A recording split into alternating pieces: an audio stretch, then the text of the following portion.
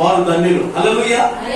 నా ఆలోచన ప్రకారం, నా మాట ప్రకారం, నా యొక్క ఆలోచన ప్రకారం ఒకవేళ మీరు నడుచుకున్నట్లయితే పొరపాటును కూడా దీవెన రాదు, ఆశీర్వాదం అంతకంటే రాదు. ఆమె దేవుని యొక్క వాక్కు స్పష్టంగా రాయబడినటువంటి మాట ఏంటంటే, దేవుని యొద్దకు వచ్చువాడు ఆయన ఉన్నాడనియు. ఆమె ఇప్పుడు మీరు అందరూ వచ్చున్నారు. ఎవరున్నారని వచ్చారు? ఆయన ఇక్కడ ఉన్నాడని మీరు వచ్చారు.